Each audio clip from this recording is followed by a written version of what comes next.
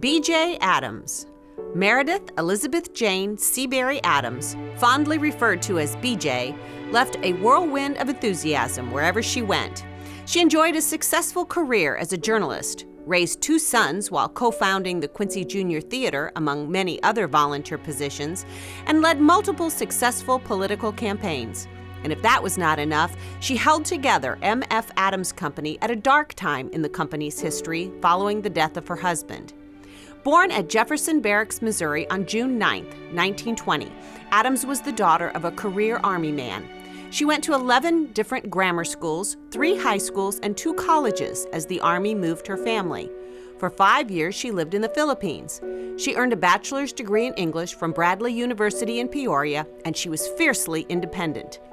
She wanted a job at the Peoria Journal-Transcript, a newspaper that had never hired a woman in its editorial department. Now, what her task was, and she thought this up herself, was that she needed to write about American servicemen on both theaters of war who happened to be from the Peoria area.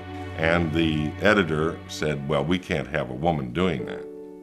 And she said, I can do this, no big deal. He said, yeah, but we can't let anybody know it's a woman. That's how she got the name BeeJay. It was Elizabeth Jane, but he said, we're going to call you BeeJay Seabury, and nobody's going to know that you're a woman writing these stories. Adams also worked in radio and television. It was during one of her early newspaper interviews that she developed an interest in politics. She was on assignment to interview the United States Senator at the time, Everett Dirksen. And one of her questions was, Senator, why are you a Republican? And he said, you want to know why I want to be a Republican, why I am a Republican. It's because I have a respect for the Constitution. I believe that small government is better, that the Constitution was to rein in government, not facilitate bigger government. And that stuck with her for the rest of her life. A decade later, Adams would be active in the local Republican Party. She held county and congressional district committee and campaign posts on behalf of Presidents Eisenhower and Nixon and the ill-fated 1964 try for the presidency of Senator Barry Goldwater. She was instrumental in the nomination and ultimate election of Quincyan Mary Lou Kent to the Illinois Senate, serving as Kent's campaign chairman in both 1972 and 1976.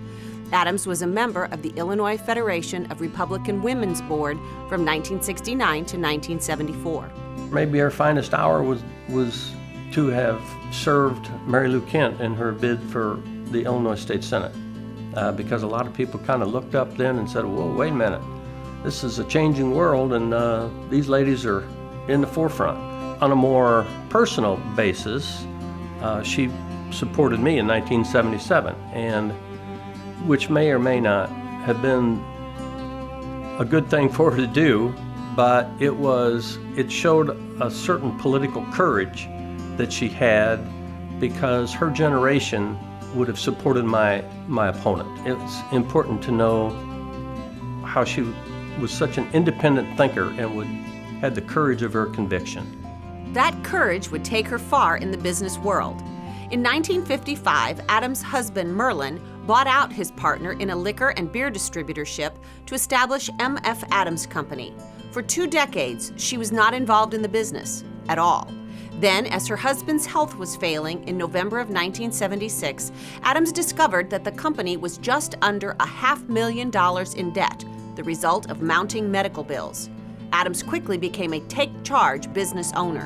A week or so after Dad had passed away, she went into the bank and said, I'd like to restructure this operational loan. And he said, you are nothing more than a housewife coming out of the kitchen. Don't come in here asking me for anything. Well, that was the wrong thing to say to BeeJay. And so she said, I will show you. And she did. So within 3 years, debt was cleaned up, and we were moving on. At that time, the company was in a deteriorating building at Front and Hampshire that would eventually collapse.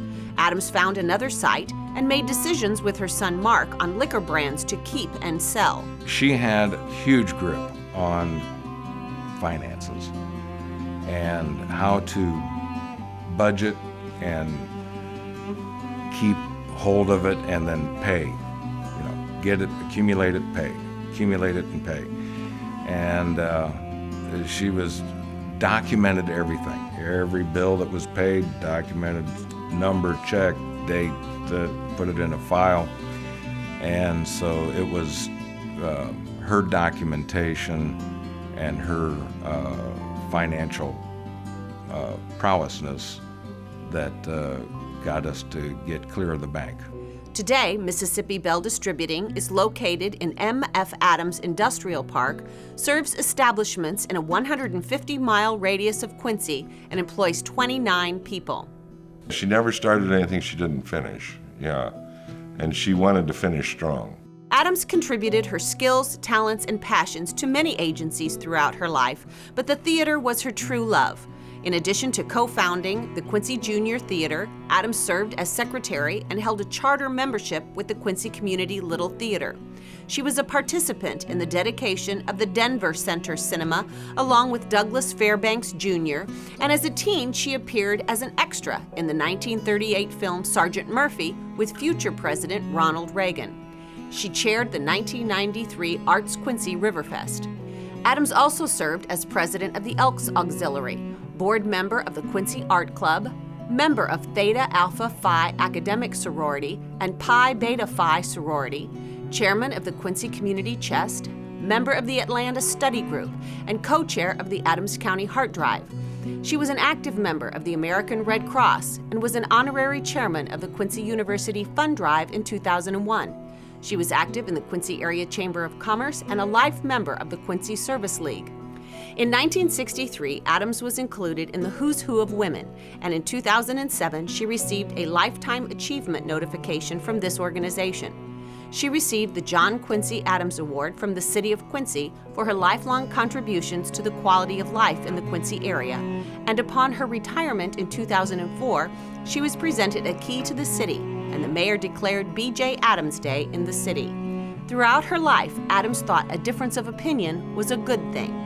Little confrontation here and there was, yeah, that's the way it should be. It doesn't have to be bitter confrontation. It just has to be a confrontation not of people but of ideas. You're learning even though you're disagreeing, and that's good. BeeJay Adams died on April 12, 2007.